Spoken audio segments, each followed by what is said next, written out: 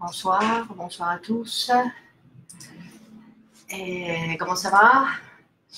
Vous allez bien? Il y a des questions pour aujourd'hui. On commence par des questions. On se fait un petit récapitulatif de notre lecture. Nous sommes arrivés au chapitre des...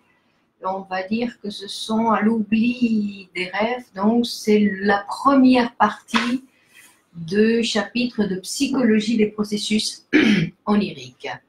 Donc, nous sommes arrivés à une partie très intéressante, on va dire, à une partie très intéressante, et à un chapitre où Freud il le présente comme le dernier chapitre avant le dernier chapitre où il va encore s'occuper de répondre en fait à des questions, on va dire, à des questions, et on va dire à des questions ou de considérer les doutes, sinon qu'à partir du prochain chapitre qui sera donc la régression, il dit là, nous prendrons en compte que tout le monde a accepté que le rêve est interprétable et que son interprétation, c'est un désir, que son sens, c'est un désir, et que le désir qui est réalisé dans chaque rêve, c'est un désir infantile, sexuel et réprimé. Voilà, d'accord, pour commencer, et que ça, nous pouvons le savoir uniquement, on va dire, uniquement quand le rêve est analysé.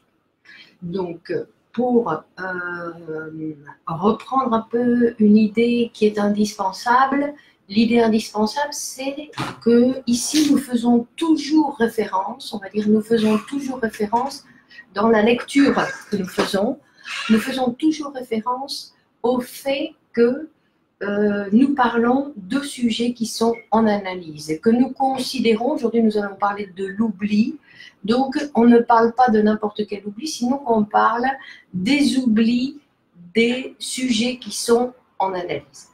D'ailleurs, on pourrait se poser la question, bon, il y a beaucoup de gens qui se posent la question en disant oui, et moi, qu'est-ce qui m'arrive? Je ne me souviens jamais de mes rêves. Donc, une des Freud, d'ailleurs, il le souligne aussi, une des choses qui peut être interprétable, c'est parce que je ne me souviens jamais de mes rêves, parce que je n'ai pas à qui en parler, à qui les raconter. C'est-à-dire que tous les actes humains, tous les actes humains, ils ont toujours un pour qui je fais les choses. Parce que je fais les choses pour moi, d'accord, ça c'est obligatoire, mais je fais aussi les choses pour quelqu'un. Donc, il y a toujours dans la relation, dans tout ce que je fais, il y a toujours un quelqu'un qui est inclus dans ce que je fais. D'accord? Donc, ici, c'est très important de voir que pour certaines personnes, peut-être, parce que tant qu'ils ne sont pas en analyse, on ne peut pas le savoir, mais peut-être qu'ils ne se souviennent pas de leurs rêves parce qu'ils n'ont personne à qui les raconter. Bon. Donc, aujourd'hui, nous allons voir le chapitre sur l'oubli des rêves. D'accord? Ok? Et donc, il va nous raconter Freud, et qui dit dans ce chapitre, donc il dit, il nous reste encore une chose à voir. Il dit qui pourrait, si nous ne sommes pas capables de répondre à la question, parce que lui, Freud, il s'imagine toujours donc aussi un interlocuteur. Et donc, il imagine un interlocuteur qui va venir le critiquer, qui va venir lui dire, oui, mais attention, qu'est-ce qu'on fait dans ces cas-là? Non, comme quand on avait vu dans les rêves, où il a imaginé un interlocuteur en disant, mais regardez, ça, comment vous dites que ça, c'est un rêve où il y a une réalisation de désir? Donc, il avait pris donc cet interlocuteur imaginaire, parce que ce n'était pas vraiment imaginaire, puisque c'était aussi des patients qui venaient présenter leur rêve pour s'opposer à ce que présentait Freud, avec l'idée que tous les rêves étaient la réalisation d'un désir. Et donc, il y en avait certains qui présentaient des rêves en disant comment ça, ce n'est pas la réalisation d'un désir. Et donc, Freud, à chaque fois, a montré que si le rêve est interprété, nous pouvons voir que derrière l'interprétation ou avec l'interprétation, qu'il y a réellement une réalisation de désir. Donc ici, dans l'oubli des rêves, il dit que on pourrait imaginer qu'il y a un interlocuteur donc, qui arrive et qui vient nous dire, mais attendez, regardez le matériel avec lequel vous travaillez. Et vous ne connaissez absolument pas le matériel dont vous disposez. Que vous voulez interpréter un matériel dont vous n'avez aucune garantie. Non, certains viennent. Quelle est l'exactitude du rêve, de vos connaissances sur le rêve? Non, si le rêve, en général, il apparaît, il est fragmenté, c'est très difficile de réussir à maintenir une certaine fidélité, notre mémoire, elle n'est pas capable de se souvenir de tout, donc on imagine, on remplace ce que la mémoire, je me souviens plus, c'est peut-être ça, mais c'est peut-être ça aussi, non? Je veux dire qu'il y a des moments où, en fait, on va voir que effectivement, nous n'avons aucune sécurité sur quel est le rêve que le sujet a rêvé. Et Freud il dit, mais ça, nous ne l'avons jamais eu. Quand le sujet, il rêve, nous savons très bien que ce n'est jamais que le récit qu'il nous raconte, ce qu'on appelle le discours manifeste, ne correspond jamais au rêve qui a été rêvé. De la même façon que si je raconte ce que j'ai fait hier, ça ne va jamais correspondre à ce que j'ai fait. Premièrement. C'est-à-dire que entre eux, non? Donc lui, il va déjà nous expliquer que ça, c'est déjà le processus. Mais c'est ça qu'il vient nous dire aujourd'hui. C'est qu'il y a un processus de construction. Non? Donc il dit que la mémoire, premièrement, elle est pratiquement toujours inexacte. Donc c'est ça, d'accord? Donc la mémoire, elle est pratiquement toujours inexacte, on va dire. Le rêve, il apparaît toujours fragmenté et infidèle à ce que le sujet a rêvé. Parce que très souvent, le sujet, il voit bien qu'il y a des parties qui sont floues, qu'il y a des parties qui ne peuvent pas, non, qui ne peuvent pas transmettre. Donc cet interlocuteur imaginaire de Freud, bien sûr, il va lui dire, mais comment alors vous ne mettez pas en doute le matériel dont vous disposez pour analyser si ce matériel, il est complètement, il ne correspond, on va dire, il ne correspond en rien à la fidélité ni au rêve qui a été rêvé. D'accord? Il est plein de lacunes, d'accord, qui sont aussi produites par l'oubli. Parce qu'il y a des lacunes, je ne me rappelle plus. D'accord, c'est-à-dire qu'il y a même des patients qui se présentent à la séance en disant, non, Freud après il va en présenter un, il dit qu'ils viennent, se présentent en disant, j'ai rêvé, je sais que j'ai rêvé, mais je ne me rappelle plus de rien. Donc voilà, la présence du rêve, c'est je présente l'oubli du rêve. Et pourtant, à partir de là, et ça c'est quelque chose d'important, Freud il va venir nous dire, donc Freud va nous exposer l'idée que même s'il y a un oubli, en psychanalyse, nous avons la possibilité de reconstruire le rêve. Donc voilà, c'est ce qui va venir un petit peu, nous présenter Freud, donc de répondre.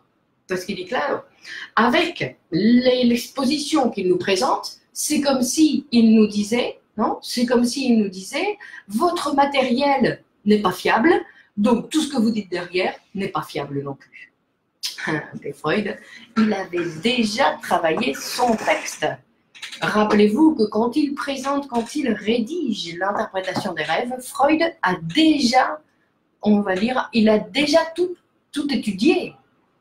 Il sait déjà de quoi il parle, donc c'est pour ça qu'il peut se permettre d'inventer un interlocuteur qui va venir, qui peut être chacun de nous, parce que bien sûr, chacun de nous peut venir dire, mais qu'est-ce qui se passe dans ces cas-là, non?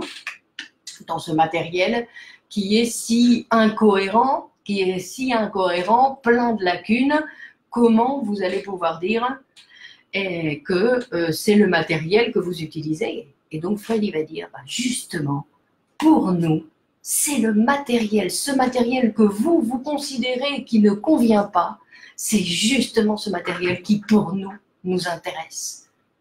C'est justement parce que c'est un matériel qui n'est pas cohérent, qui n'est pas fiable, qui est plein de lacunes ou d'oublis ou flou ou incompréhensible, justement, c'est ce matériel-là qui nous intéresse. Et pourquoi? Comme on l'avait vu dans les chapitres antérieurs. Parce que c'est le résultat du travail du rêve. L'oubli, c'est le résultat du travail du rêve. Donc là, il va venir nous expliquer pourquoi on oublie. Mais c'est le résultat d'un travail, de la même façon qu'on avait vu que toutes les déformations, que les lacunes du rêve, tout ça, c'est le résultat du travail. D'accord? Donc, et même il précise, il dit, même c'est justement ce qui va nous intéresser dans l'interprétation des rêves, c'est les éléments les plus insignifiants, les plus incertains du contenu. Je ne sais plus si c'était vert, si c'était rouge. Là, je m'arrête. Là où il y a un doute, je vais dire, je m'arrête dans le sens où j'écoute. Là où il y a un doute, d'accord, où l'information, elle arrive le moins précis, le moins sûr.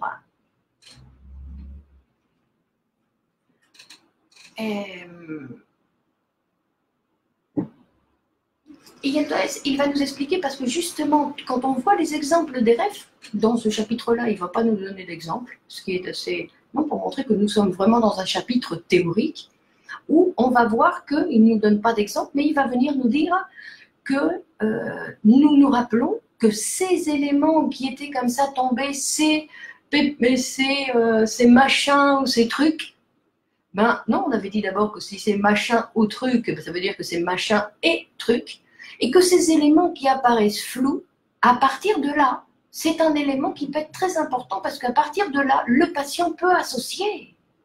Alors cet élément, en lui-même, il n'est pas important, mais quand le patient commence à associer, il commence à associer et il peut découvrir un matériel qui va être important pour l'interprétation. Et justement, en général, ça part de quelque chose, non, qui, justement, une partie qui a été, on va dire comme là, comme les gens qui viennent critiquer en disant non, c'est pas exactement de l'oubli, non, on va dire, bonjour Liazine, ce n'est pas exactement un oubli, sinon que c'est un élément qu'il faut inventer, d'accord, pour couvrir l'oubli. Donc,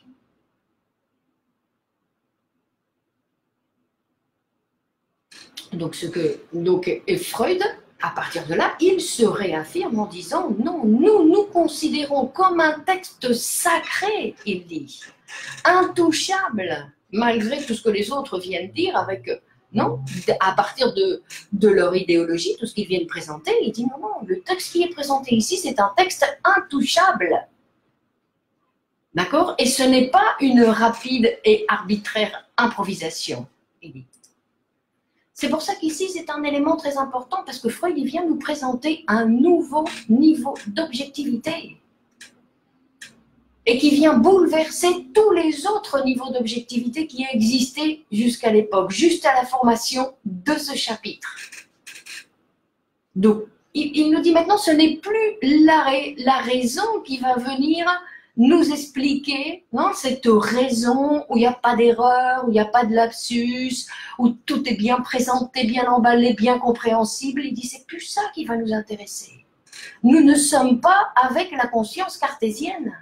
Nous sommes avec la conscience freudienne. Et en fait, ce qu'il vient nous dire, donc la conscience freudienne, qu'est-ce que ça veut dire? La conscience freudienne, comme on avait déjà vu, la conscience freudienne, c'est seulement un organe perceptuel. La conscience, c'est une partie de l'appareil psychique. Ce n'est pas l'inconscient. Sinon que c'est l'articulation de l'inconscient avec cette conscience qui est particulière. Non? Et d'ailleurs, c'est ce qui va produire, c'est-à-dire que la conscience, elle est produite par l'inconscient.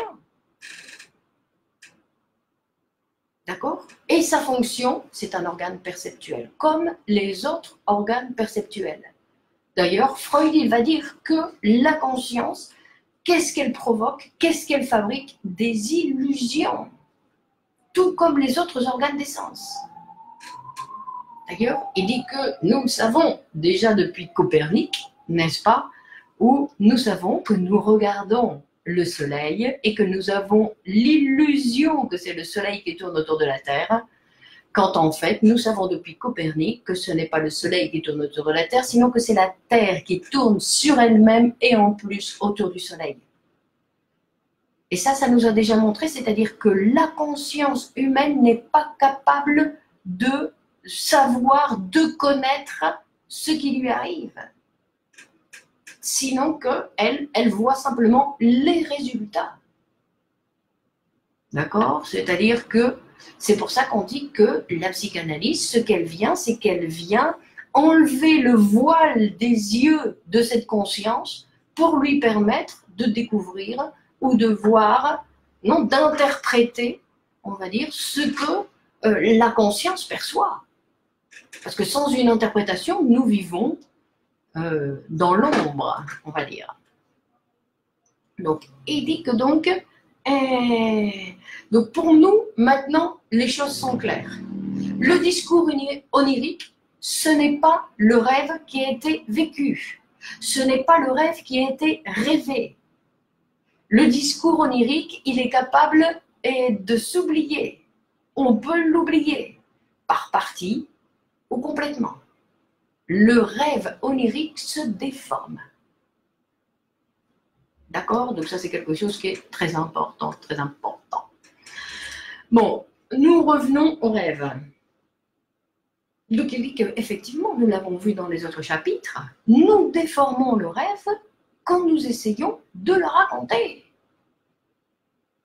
Quand nous essayons, que nous réussissons à le raconter, quand nous racontons le rêve, nous le déformons. Et donc il dit que le travail que nous faisons, non, de ce travail du rêve, c'est-à-dire à partir des images que nous avons, des images du rêve, ou des phrases, nous les passons, nous faisons un travail. Et le travail que nous faisons, nous avions vu qu'il y avait les 4 outils, les 4 ouvriers du rêve, qui étaient la condensation, le déplacement, la mise en scène et l'élaboration secondaire, qui participaient pour que ce que je présente comme résultat soit plus ou moins acceptable pour qu'on puisse l'écouter. Même si la phrase c'est « j'ai rêvé et j'ai oublié mon rêve ». Et donc là, Freud, il va venir nous raconter que, donc, il dit que c'est vrai que quand on oublie un rêve, ou quand on oublie une partie du rêve, et qu'on peut la recouvrir avec d'autres choses, on va couvrir ce manque par autre chose, il dit c'est un autre travail qui est fait. Et c'est ça qui nous intéresse. C'est le travail qui est fait pour, entre le rêve rêvé et le récit du rêve. C'est ça qui m'intéresse. Et en plus, il dit, ce travail qui est fait entre le rêve rêvé et le rêve raconté, il dit, c'est un tout petit travail par rapport au grand travail qui a été effectué pour la fabrication du rêve. Pour le rêve réel, c'est-à-dire ce que nous allons reconstruire dans l'interprétation. Donc il dit, ça, c'est un tout petit travail. Là où on s'occupe qu'on a oublié, il dit, ce n'est rien du tout, c'est une petite élaboration. La véritable élaboration, le véritable déplacement et condensation, ça a eu lieu, non, pour la fabrication réelle du rêve, pour me retrouver avec les images réelles du rêve. Donc, il dit par exemple, non, une chose qu'il a travaillé pas mal dans Psychopathologie de la vie quotidienne, donc un autre texte d'ailleurs qu'il a publié juste après l'interprétation des rêves, où il nous montre que le hasard n'existe pas. Et donc il va venir là dans ce livre-là nous montrer que si on vous dit allez, dis un mot au hasard, allez vas-y, dis un mot au hasard, et que tous les mots, quel que soit le mot qu'on va dire, après l'interprétation de Freud, on va voir que ce n'est absolument pas au hasard. C'est-à-dire que ça fait partie d'une chaîne associative. Donc Freud, il dit que quand on oublie une partie du rêve et qu'on va inventer, ou qu'on va imaginer pour couvrir cet oubli autre chose, il dit, ce n'est pas au hasard. C'est un oubli qui est fait selon la chaîne associative. C'est quelque chose qui va, donc que le hasard n'existe pas dans l'inconscient. Le hasard n'existe pas, c'est-à-dire que, comme on avait déjà vu, l'être humain, il est surdéterminé par sa position sociale et par sa position psychique. Donc,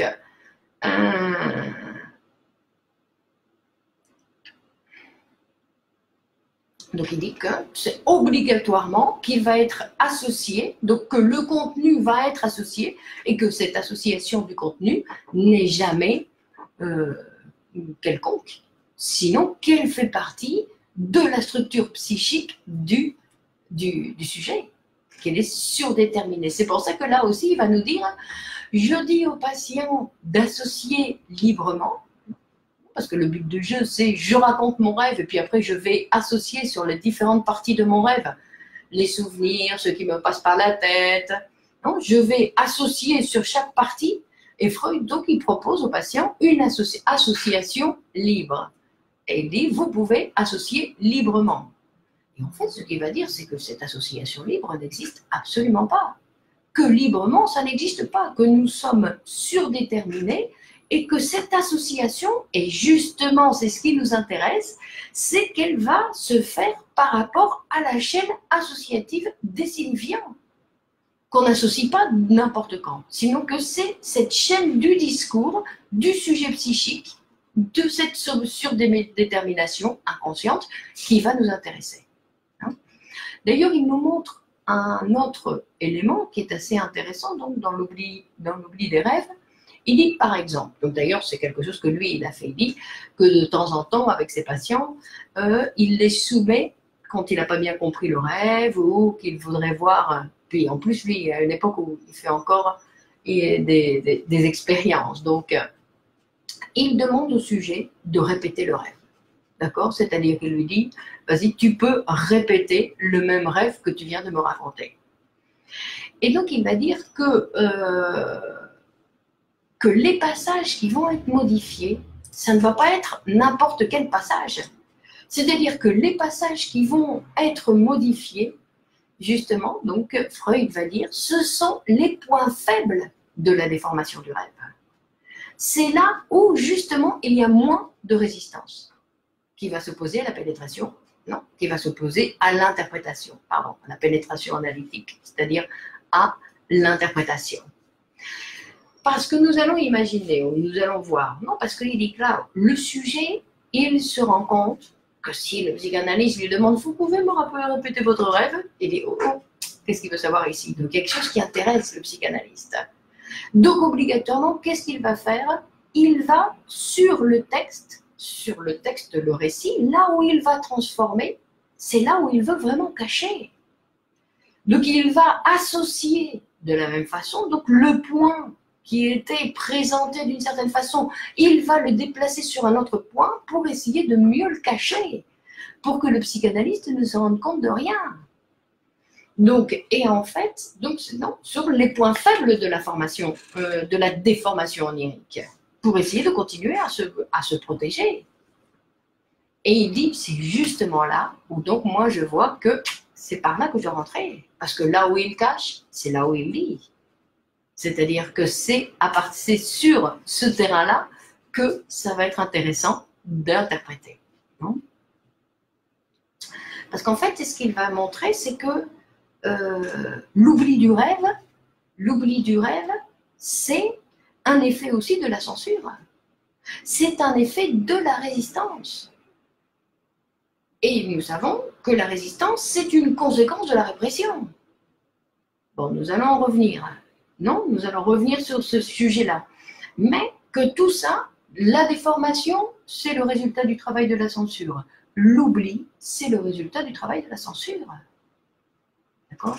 Donc on avait dit que la censure existait parce que le sujet ne veut rien savoir de cette vérité qui est en lui, de ce désir qui est en lui, il ne veut rien savoir. D'accord? Donc là, après, je vais nous dire quelque chose de très intéressant justement sur cette résistance qui existe dans tout, on va dire cette résistance qui existe dans toutes les psychanalyses, sur tous les sujets, non? Bon. Il va apporter ici maintenant, il va apporter le doute, d'accord? Parce qu'il est là alors, et parce que les autres qui vont venir un petit peu s'opposer au discours que lui il présente, ils vont dire aussi, donc il y a des parties du rêve où le sujet doute complètement.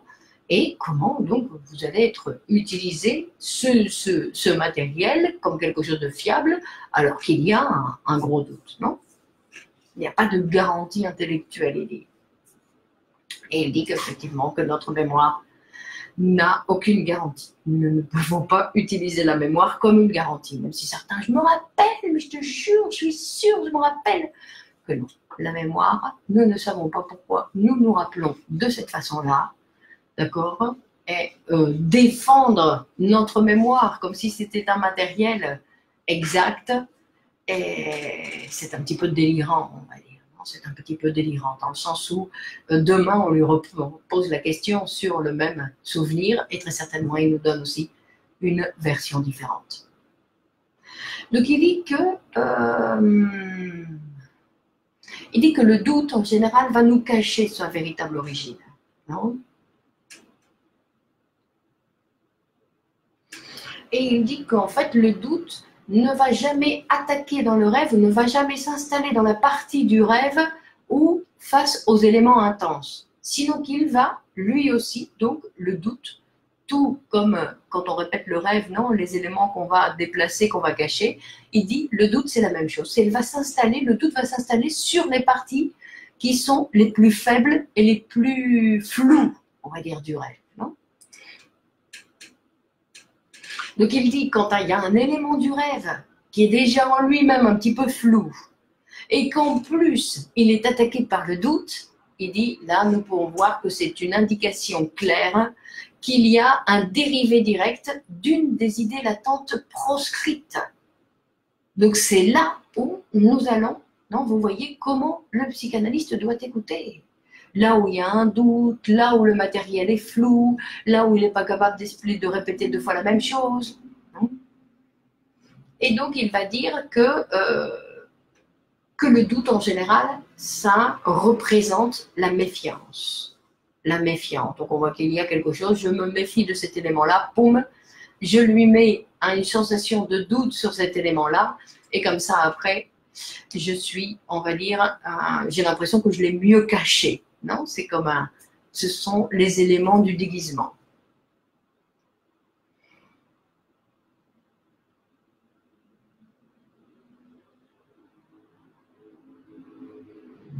Donc il dit que, là, parce que si le patient, quand il va raconter, il va éliminer les éléments où justement il doute, où justement il voit les flous, c'est là où on perd un matériel qui est très précieux. Donc c'est pour ça que lui dit qu'avec les patients, en général, il leur précise, il dit, j'ai besoin que vous me transmettiez tout, que vous ne jugiez pas ce matériel, que vous ne pensiez pas, oui, non, ce matériel, il est un petit peu... ce matériel il est ceci, ce matériel il est cela, que non, vous devez tout dire. Parler sans juger, sans savoir si c'est intéressant, si c'est pas intéressant, si c'est en relation avec ou si c'est pas en relation avec. Vous devez tout dire parce que en général, ce sont les éléments, on va dire les éléments des représentations qui sont, on va dire des détails qui vont nous amener à quelque chose de plus intéressant, parce qu'effectivement, peut-être que ce détail n'est pas intéressant. Peut-être que le patient, quand il dit non, je ne veux pas raconter, c'est nul, d'accord, peut-être qu'il a raison. Mais quand il raconte cette idée nulle, ou qu'il peut considérer nulle à un moment donné, il peut l'associer, parce qu'à partir de là, il va se rappeler de quelque chose, ou il va l'associer à une autre chose, à une autre idée, et c'est ça qui va être intéressant, c'est-à-dire c'est l'association à partir de ce matériel qui est apparemment inintéressant au possible. D'accord? Mais ce matériel, c'est comme un trampling. C'est-à-dire, c'est le matériel sur lequel je vais partir pour après raconter l'histoire. Donc, ces petits détails, Freud dit, il faut tout dire. Donc, tout dire dans le sens, tout dire ce qui me passe par la tête. Il ne s'agit pas d'aller se confesser. Il s'agit de raconter les histoires qui me passent par la tête sans censurer. Sans juger.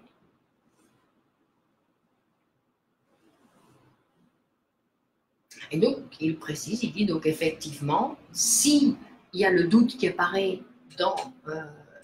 dans le récit du rêve, dans le discours manifeste, c'est parce que c'est en relation avec la résistance psychique. Et donc, il va présenter ici une des règles de la psychanalyse. Une des règles strictes, on va dire, strictes, invariables de la psychanalyse, c'est-à-dire qu'il nous dit tout ce qui interrompt le progrès du travail analytique est une résistance. Donc ça, c'est un point qui est très important. C'est-à-dire qu'on doit savoir que quand le patient il vient avec un oubli, résistance. Quand il vient avec, quand il arrive en retard, quand tout ce qui interrompt.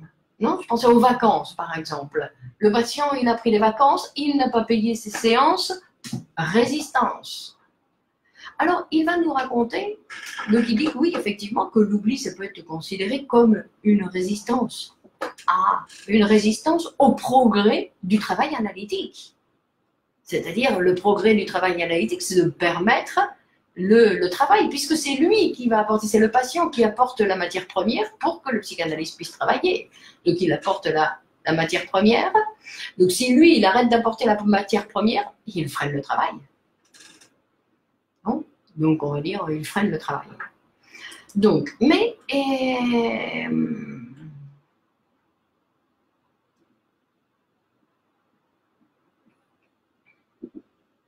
donc, il va nous dire, par exemple, des fois, nous avons la sensation que nous avons beaucoup rêvé pendant la nuit, mais que nous nous rappelons seulement de très peu, non?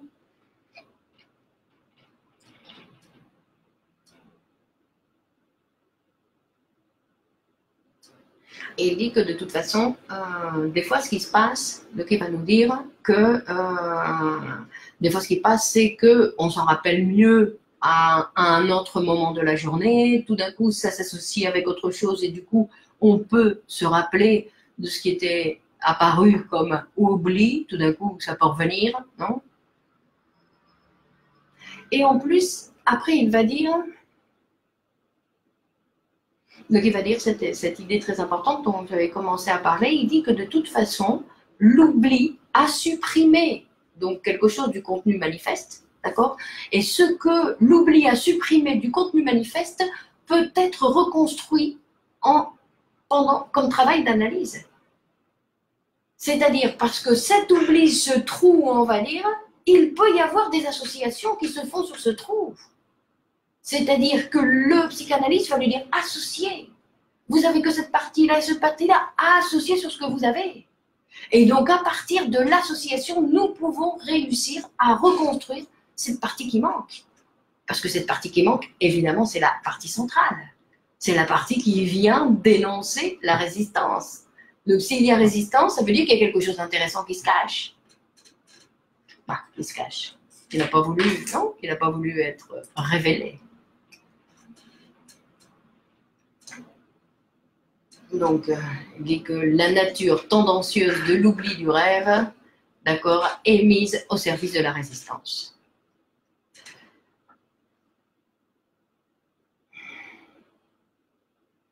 Un autre exemple qu'il va nous donner qui est très intéressant. Donc, il dit, par exemple, il y a un patient donc, qui se présente à la séance et qui dit « Je sais que j'ai rêvé beaucoup, mais je ne me rappelle plus de rien. » Donc, Freud, il dit « Moi, je fais comme s'il n'y avait rien. Parce que je ne me rappelle plus de rien, je ne me rappelle plus de rien. » Donc, on continue le travail. Donc, le patient commence à parler et tout d'un coup, il commence à trébucher, non, avec une résistance. On avait vu qu'une résistance, c'est qu'en fait quelque chose qui va produire au sujet psychique j'allais dire, quelque chose de déplaisant. D'accord? Donc, ce n'est pas quelque chose de la conscience, c'est quelque chose de l'appareil psychique. Mais on va voir qu'il y a une résistance parce que tout d'un coup, l'association ne veut pas continuer, parce que tout d'un coup, le patient arrête de parler, par exemple. Non? Détient son discours. Donc, parce qu'il a rencontré une idée qui ne lui plaisait pas, donc, boum, il veut sauter sur cette idée. OK? Par exemple. Et en fait, Freud il raconte que là, donc, quand il voit que cette résistance apparaît dans le récit du patient, donc il ne raconte pas son rêve, sinon il parle d'autre chose, il dit si j'arrive à lever la résistance qui existe dans son discours, on va dire, tout d'un coup, le patient il dit ah, je me souviens de mon rêve. C'est-à-dire que c'était la même résistance qui était apparue pour faire oublier le rêve que celle que Freud, donc, en parlant avec le patient, a réussi à diluer. Non, parce qu'il explique aussi qu'il faut de temps en temps parler avec les patients pour les aider à parler. Parce que parler en analyse, des fois c'est facile, et des fois c'est pas aussi facile. Donc, il faut les aider pour qu'ils parlent. En les aidant à parler, des fois, poum, poum, poum, ça s'enchaîne. C'est-à-dire qu'à partir de là, le patient peut commencer à enchaîner. Et donc, il dit que c'était cette même résistance qui avait fabriqué l'oubli, que quand la résistance est levée, poum, le rêve peut apparaître. D'accord? Et nous avons donc un nouveau matériel qui apparaît librement. Donc, ensuite, il va nous dire... Là, parce qu'il y a une chose donc, qui est très intéressante, quand on parle de résistance, en général, c'est comme si c'était quelque chose de négatif. Non, le patient résiste, il ne veut pas s'analyser, il veut interrompre le traitement, etc. Non, il veut interrompre le travail que nous sommes en train de faire, parce que tout d'un coup, il y a des patients qui arrêtent, qui détiennent leur traitement, et puis on ne peut pas continuer le travail, parce que si lui, il ne nous donne pas la matière première, il n'y a pas de travail possible à réaliser. Donc, Freud, donc, pour montrer que ce n'est pas que c'est quelque chose où on va reprocher après au patient de résister au traitement. Sinon, parce que Freud il va nous expliquer, il va dire ce n'est pas de la réalité et que c'est pas de la réalité extérieure que vient la répression. D'accord? Sinon que la répression, d'où elle vient? C'est d'une articulation. C'est de ce contact entre l'inconscient et le préconscient, on va dire qu'il y a quelque chose qui ne veut pas passer. Et qui veut maintenir, réprimer, et qui résiste à sortir. Parce que le sujet ne veut rien savoir de ça. Mais ce n'est pas quelque chose de... je veux dire, non seulement c'est évidemment pas quelque chose de conscient, mais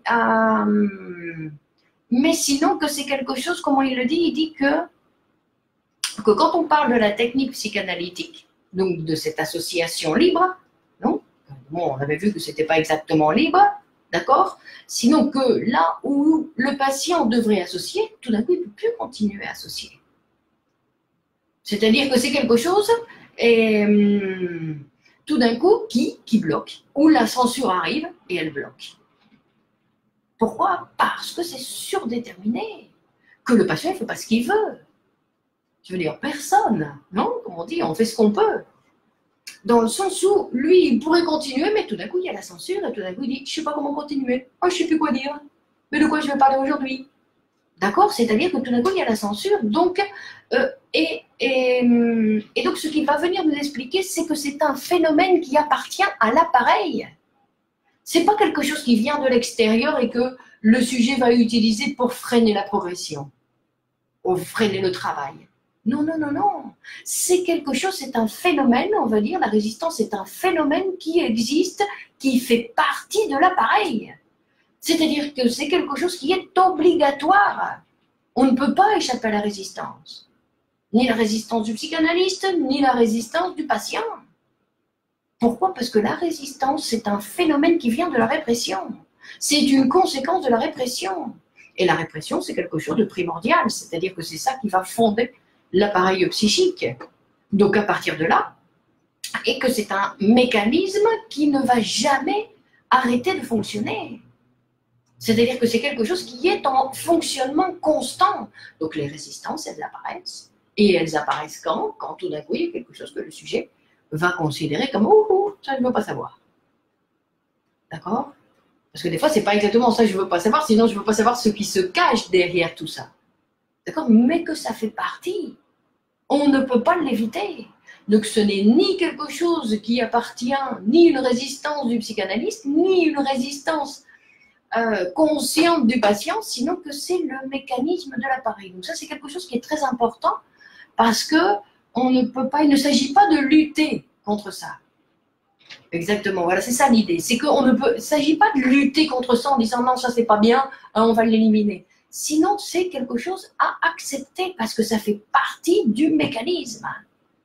C'est comme dire non, on ne veut pas tel engrenage. C'est fait partie. Alors c'est un engrenage qui ralentit. C'est un engrenage qui ralentit. Des fois, c'est un engrenage qui interrompt complètement. C'est un engrenage qui ne permet pas la continuation. Mais ça fait partie de la machine. D'accord? Donc ça, c'est une idée qui est très importante pour écouter, on va dire, la résistance. C'est pour ça que on recommande, on va dire, de ne même pas souligner la résistance, parce qu'elle fait partie du processus. Pourquoi je vais aller dire au patient, vous résistez au traitement? Puisque ça fait partie. Moi, je dois le savoir. Ça veut dire pourquoi il résiste. Parce qu'il y a quelque chose ici, on est proche de ce qui brûle. D'accord?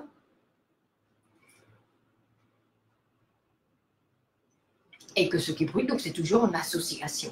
Non, parce que c'est comme une toile d'araignée où c'est toujours en association. Il n'y a pas un fil qui pend tout seul.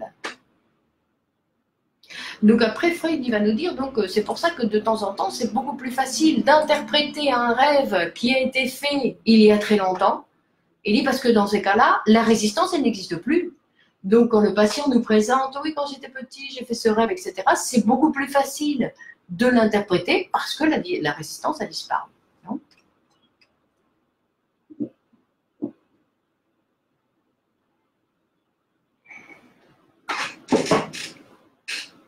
Ah, et ensuite il va nous dire donc une information qui est très intéressante parce qu'il dit tous ceux qui voudront suivre fidèlement les règles analytiques, donc dans les différents chapitres que nous avons vus jusque-là, et qui, donc, autant le psychanalyste, on va dire, que le patient, d'accord? Les règles analytiques, c'est pour tous les deux. Et il devra réprimer, là oui, il devra réprimer, durant tout le travail, toute critique, tout préjugé et toute partialité affective ou intellectuelle. C'est-à-dire que si tout d'un coup je dois critiquer quelqu'un, ben je critique. J'aime pas critiquer les autres, ben je le fais quand même. Pourquoi? Parce que ça apparaît. D'accord? Donc il dit qu'il faut suivre obligatoirement, fidèlement les règles analytiques. Et il dit que notre phrase à suivre sera celle de Claude Bernard qui vient et qui a choisi, donc il dit c'est un chercheur dans un laboratoire physiologique et qui disait qu'il faut travailler comme une bête. Et qu'est-ce que ça veut dire, travailler comme une bête? C'est-à-dire que sans s'occuper des résultats. C'est-à-dire que je dois accepter que, en suivant les règles analytiques, obligatoirement, je vais avoir des résultats, mais je ne sais pas lesquels.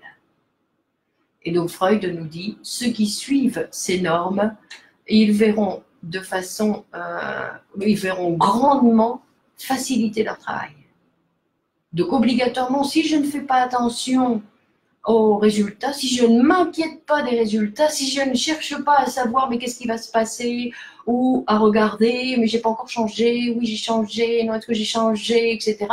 Tout ça, ce sont des obstacles au travail. C'est-à-dire que l'idée, c'est venir vraiment à la séance et parler, associer librement. On a vu que ce n'était pas possible. Et ne pas s'occuper des résultats.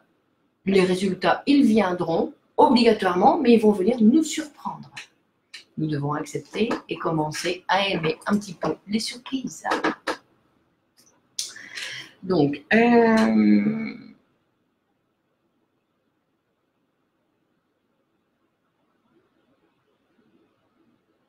donc il va nous souligner aussi, il dit que c'est et c'est important de se rendre compte, il dit se rendre compte de la richesse qui existe des processus mentaux inconscients, d'accord, des mécanismes mentaux inconscients de notre pensée qui existent, d'accord, et qui cherchent à s'exprimer.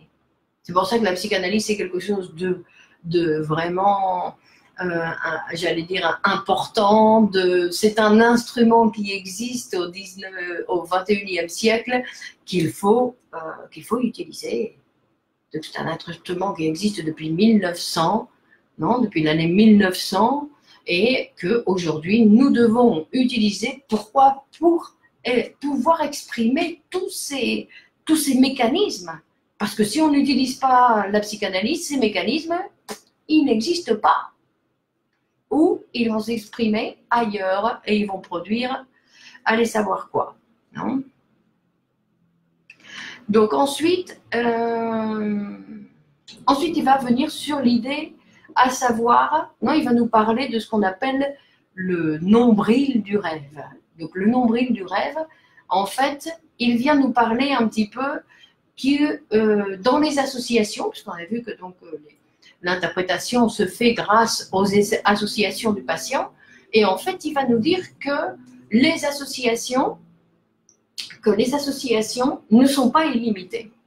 Que oui, effectivement, on peut interpréter une fois, deux fois le même rêve, qui n'est jamais le même, non, parce qu'à chaque fois que le patient va le raconter, ça va être quelque chose de différent. Donc, mais de toute façon, il faut savoir, et ça c'est un élément donc théorique important, à savoir que le nombril du rêve, c'est comme un endroit où on ne peut plus continuer. Où on ne peut plus continuer, même si le sujet peut continuer, lui, à associer, parce que lui, il peut continuer à avoir une association intellectuelle sur le matériel qui lui apparaît, lui, il peut continuer, il dit, mais nous, au niveau de l'interprétation, au niveau de l'écoute, nous ne pouvons pas continuer. Parce qu'il dit qu'en fait, il y a un matériel dans l'inconscient qui n'est pas le matériel de l'inconscient qu'étudie la psychanalyse. Rappelez-vous, l'objet d'étude de la psychanalyse, c'est le désir sexuel infantile réprimé. Et c'est à partir de là que la psychanalyse, elle va s'occuper. C'est à partir de cette fabrication qu'on avait vu qui était le produit du complexe d'Oedipe. Donc c'est à partir de ce produit-là que travaille la psychanalyse. Et donc Freud, il vient nous dire qu'il y a un autre inconscient. Non seulement il y a l'inconscient sexuel infantile réprimé, sinon il y a un autre inconscient dont la psychanalyse ne s'occupe pas.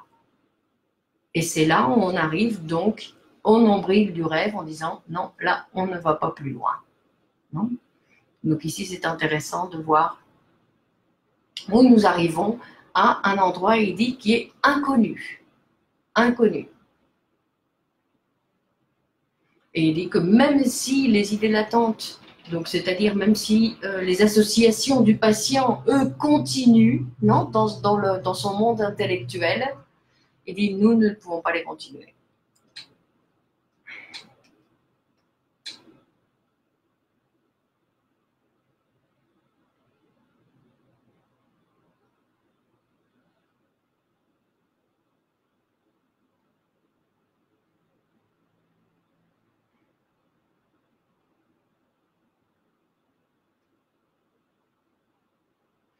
Alors après, Freud, il va se poser la question à savoir, il dit, mais sur les circonstances de l'oubli, non, sur les circonstances de l'oubli, il dit, mais pourquoi, si après le rêve est oublié, il dit, on peut se poser la question à savoir, qu'est-ce qui a rendu possible la formation des rêves, malgré la résistance qui est donc exprimée par l'oubli.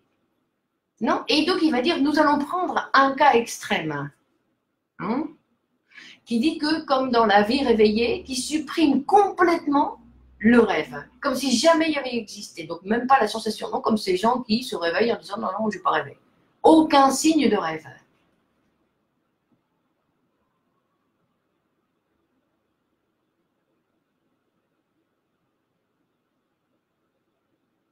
Donc, on va dire, c'est parce que là, pendant la nuit, la censure a baissé.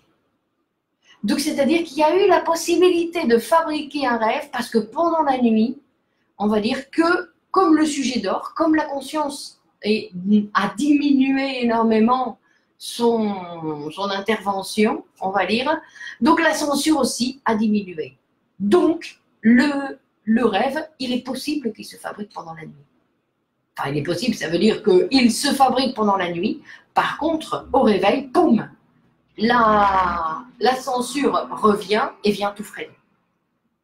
D'accord? Donc, c'est la censure au réveil qui dit, pas question, tu ne vas pas savoir ça. D'accord? Et ensuite, on va voir si on a encore quelque chose à voir.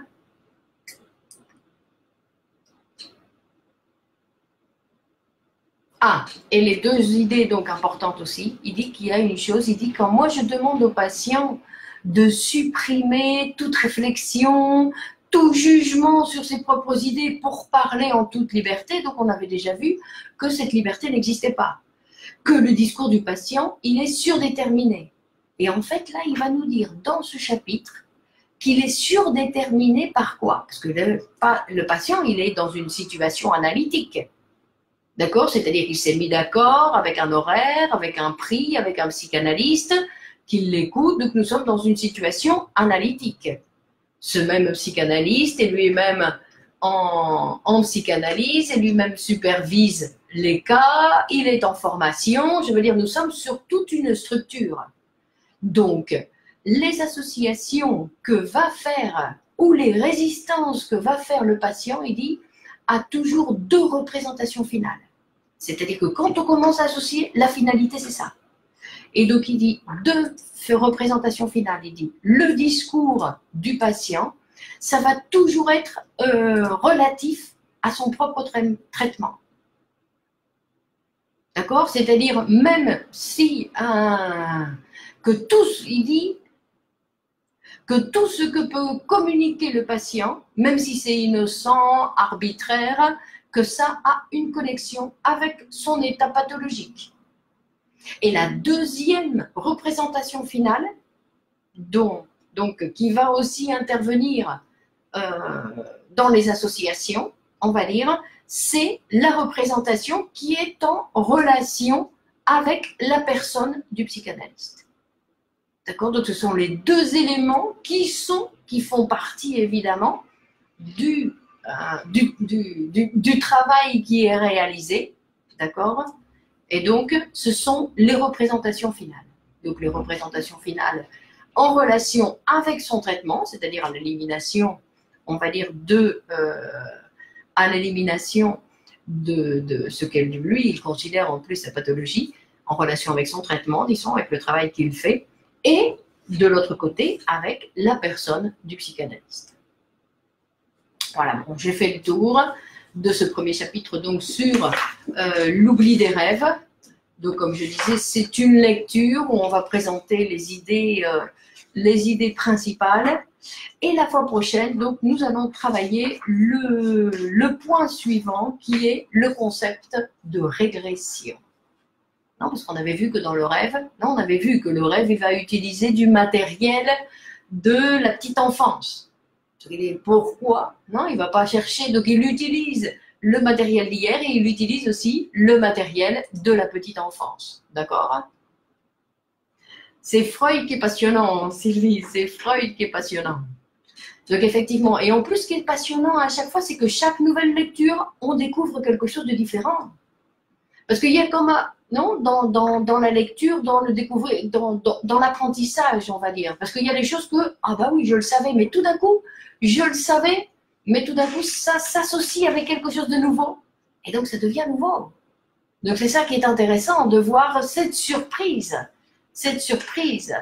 non? De voir un petit peu, donc, la surprise de notre propre lecture. Donc, c'est pour ça que lire Freud, aller lire d'autres choses, regarder d'autres choses, et tout d'un coup, et revenir au texte de l'interprétation des rêves. Non? Donc ici, à l'école de psychanalyse et poésie Guluposello, on considère que l'œuvre de Freud, que l'œuvre de l'interprétation des rêves, donc là, ici, Freud, il expose tout le fonctionnement de l'appareil psychique. Donc on parle de cette première topique, on parle qu'à partir de 1923, avec le moi, le ça, avec le moi et le ça, il va rendre plus complexe cet appareil. Mais déjà ici, nous avons donc toute la base de l'appareil, du fonctionnement de l'appareil psychique. Donc c'est très intéressant pour découvrir, pour voir, pour apprendre à écouter. En plus, je veux dire, même pour apprendre à écouter, même pour le commun des mortels. Il n'est pas nécessaire de s'intéresser à la psychanalyse pour travailler comme psychanalyste. Je veux dire que la psychanalyse, c'est une manière d'écouter, on va dire, d'écouter cet autre, non, cet autre qui parle en moi quand je parle. Parce que c'est sur le même discours, il y a les deux discours. Il y a ce que je dis et il y a ce que je ne sais pas que je dis, mais que je dis quand même. Donc c'est là où c'est intéressant parce qu'en plus, soi-même, on peut pas l'écouter. Soi-même, on ne peut pas l'entendre. On a toujours besoin de cet autre qui vient nous souligner, qui vient nous montrer. Des fois, on fait des lapsus, on ne s'en rend même pas compte. On s'est trompé, on n'a pas bien prononcé. Si tout d'un coup, il n'y a personne qui nous le souligne, on ne s'en est même pas rendu compte. Parce qu'à chaque fois qu'il y a un petit lapsus, c'est ah, l'inconscient est arrivé. Donc même dans la vie de tous les jours, parce qu'il ne s'agit pas d'interpréter à droite à gauche, sinon de voir que l'inconscient est là, que le sujet il doit apprendre à parler, on va dire qu'il doit apprendre à parler malgré la présence de l'inconscient. Parce que ce qui se passe, c'est que très souvent, on a des difficultés à parler parce qu'on veut contrôler notre propre discours. On ne veut pas être surpris avec des idées ou ah, qu'est-ce que j'ai dit? Donc on veut tout contrôler et comme on dit, vouloir tout contrôler, ça produit des maladies. D'accord? Donc ça c'est très important. Apprendre à ne... C'est pour ça que la psychanalyse, une des choses que ça produit, c'est à désapprendre à contrôler. Apprendre à se lancer à parler librement, c'est-à-dire à se laisser dériver sur cette chaîne associative. D'accord? C'est ça qu'il vient nous présenter, qui est très, très intéressant. Bon alors, bonne continuation à tous. Donc, merci pour votre présence. Donc, vous pouvez partager à droite à gauche cette information donc sur l'oubli des rêves, une lecture d'un chapitre de l'interprétation des rêves de Sigmund Freud que tout le monde a besoin d'écouter un petit peu pour se rendre compte de cette pensée inconsciente qui vit en nous et qui parle pour nous. Alors, si nous ne la faisons pas parler, si nous ne la laissons pas parler, elle va parler à sa manière. Donc, c'est pour ça qu'il est préférable d'aller voir un psychanalyste pour avoir un lieu pour parler et éviter tout autre type de trouble. Que le principal trouble, c'est la parole. Le reste ne devrait pas exister. Bon, merci Sylvie pour ta présence et ton enthousiasme. Donc, merci à tous et on continue, donc mardi prochain, on continue à la même heure, 20h, et avec le concept de régression. Ok, bonne continuation à tous. Au revoir, à la semaine prochaine et merci. Au revoir. Merci Belkamen. Belkacem. Merci.